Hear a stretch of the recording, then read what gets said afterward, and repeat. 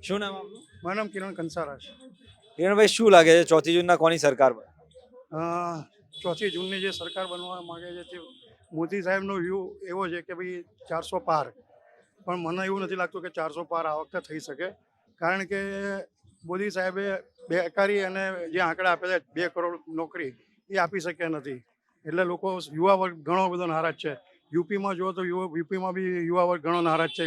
કારણ કે જે પેલી સેના ભરતી કરવામાં આવી હતી એમાં પણ એ લોકોએ ડખા ઊભા કર્યા હતા અને પેપર ફૂટી ગયું હતું વગેરે હતું. એટલે યુપીમાં પણ જે 80 સીટો કહે છે 80 સીટો આવવાની શક્યતા નથી. ગુજરાતની અંદર પણ ઇન્કમ્પિશન છે. એટલે જે ભાજપના જે કાર્યકર્તાઓ અને જે ભાજપના ધારાસભ્યો છે એ લોકોએ વોટિંગ ભાજપની વિરુદ્ધમાં કરાયેલું છે. એટલે આવા ઘણા ફેક્ટર્સો છે કે જેથી કરીને કદાચ હું માનું છું કે 272થી આગળ નહીં વધી શકે. પણ હમણાં મેં યુપીના ઘણા બધા વિડીયો જોયા કે જેમાં પોલિંગ બૂથ ઉપર લોકોને મારવામાં આવ્યા, વોટિંગ ના આપવા દેવામાં, ઈવીએમ મશીન તોડી દેવામાં. એનું શું કારણ? હા, એમાં મેઇન વસ્તુ એવું છે કે દરેકને અત્યારે ઈવીએમ ઉપર ભરોસો રહ્યો નથી. કારણ કે ઈવીએમ વસ્તુ એવી છે કે આજે સુપ્રીમની અંદર બધી જગ્યાએ અલગ અલગ મુદ્દાથી ઈવીએમ વિશે વાંધા ઉઠાયેલા છે. મેઇન વસ્તુ શું છે કે તમારો વોટ સાચો પડે છે એ જાણવું કેવી રીતે છે.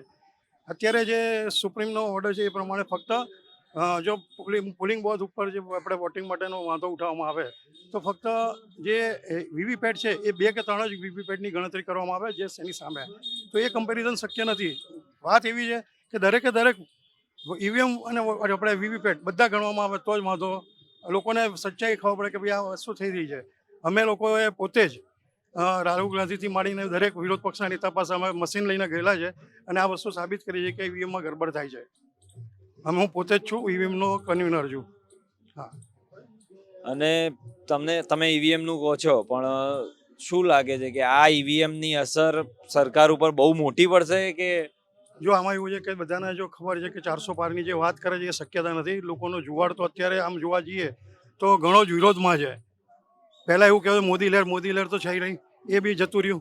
તો પછી 2014ની જેવી જે લહેર તો છે એ તો છે જ નહીં. અને જે કામો કરવામાં આવ્યા છે એ કામોમાં તો લોકોને લાઈનોમાં જ લગાડે છે અત્યાર સુધી. બીજી કોઈ વાત તો કરવી જ નથી. તો એ બી એ લોકોને અત્યારે નડી શકે એવું છે. પણ સામે અમે બહુ બધા ઇન્ટરવ્યુ કર્યા, હજી અમને તો એવું જ લાગે છે કે મોદી લહેર એટલી ને એટલી જ છે.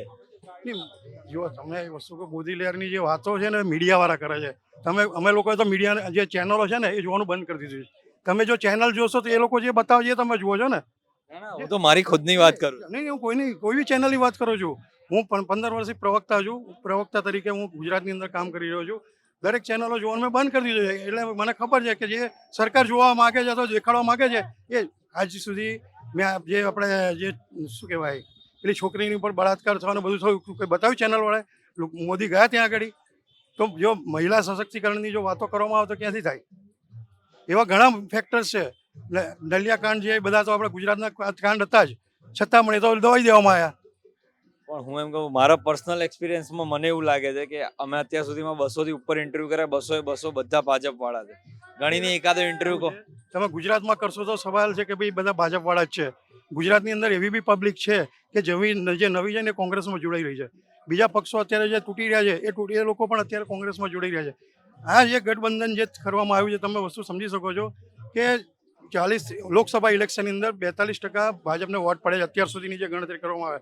એનો મતલબ કે બીજા જે વિરોધમાં પડેલા મતો છે જો એકત્રિત થાય તો હું માનું છું ત્યાં સુધી 50% ઉપર જો વોટિંગ થાય તો 100% એ લોકો હારે.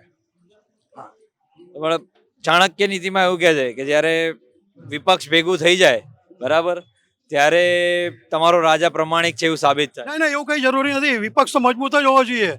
અત્યારે પહેલાં જ્યારે નહેરુ સરકાર હતી તો નહેરુએ એમ કીધું કે મારી સામે વિપક્ષ નથી, તો વિપક્ષ તો મારા ધારાસભ્યો કે મારા જે ચૂંટાયેલા જે સભ્યો છે એ વિરોધમાં આવીને વાત કરે તો હું સ્વતંત્ર મારું જે રાજ છે વધારે વ્યવસ્થિત ચલાવી શકું. એટલે એનો મતલબ તો એવો છે કે અત્યારે જે સરકાર ચાલી રહી છે એ સરમુખત્યાર સરકાર છે. લોકોના પ્રશ્નોની દરકાર નથી. એમને પોતાનું જ કરવું છે. એમને જ્યારે કોરોના હતો ત્યારે પણ રિઝર્વ બેંકમાંથી ફંડ લીધું છે, અત્યારે પણ લીધું છે, વર્લ્ડ બેંકમાંથી બી ફંડ લીધું છે. બધું જાય છે ક્યાં?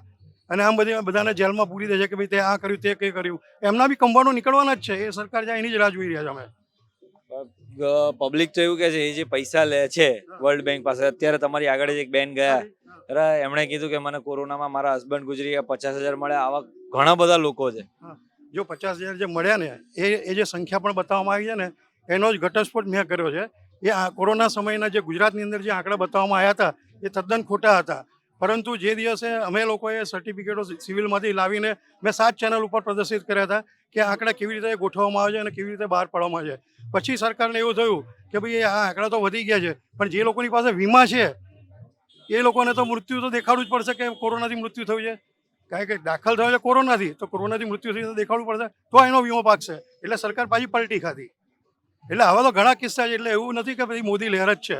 હા, પણ ગ્રાઉન્ડ રિયાલિટી તો અલગ જ છે. ગ્રાઉન્ડ રિયાલિટીમાં તો એવું જ છે કે બધા પબ્લિક એમ જ કહે છે કે ના મને પૈસા મળ્યા છે, મને આવાસ મળ્યા છે, મને એક જગ્યાએથી બીજી જગ્યાએ જવાનું સહેલું થયું છે. શું તો તમે અત્યાર સુધી તમે જે ઊભા છો એ 70 વર્ષ જે રાજ કર્યું છે એ બધું વેચ્યું નથી હમણાં? એ કોણે બનાવ્યું? કોંગ્રેસ જ બનાવ્યું છે ને. જે કોંગ્રેસે બનાવેલું એ વેચે છે, તો એણે નવું શું ઊભું કર્યું છે? એ કહે છે મેં એમ્સ ઊભી કરી, સચિવાલય ઊભા કરે, બધું ઊભું કર્યું, કશું ઊભું નથી કર્યું. તમે કાગળ ઉપર જોઈ શકો છો, એમના આંકડા બધા ખોટા છે. પણ પબ્લિક બી એવું કહે છે કે એમ્સ છે. હું તમને એ તો કહેવા માંગુ છું, તમે ટીવી જુઓ છો ને, પબ્લિક ટીવી જોઈને વાત કરે છે. પબ્લિક આપણે બાય રોડ ઉપર જે વાતો કરે છે એ ટીવીના અસરમાં કરે છે. ટીવી જે દેખાડે એ જ વાત કરે છે.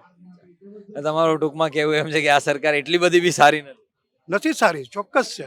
લોકોના પ્રશ્નો જોતી જ નથી. લોકોના પ્રશ્નો નેક્સ્ટ પ્રાઇમ મિનિસ્ટર કોણ હશે? એ તો જે આ ચૂંટાયેલી સરકાર નક્કી કરે. ભાજપ પછી આ 5 વર્ષ તો ભાજપ જ છે, આના પછી એવું કેવી રીતે કહી શકે કે આ વર્ષ આ ભાજપના જ છે? કદાચ ના પણ હોઈ શકે.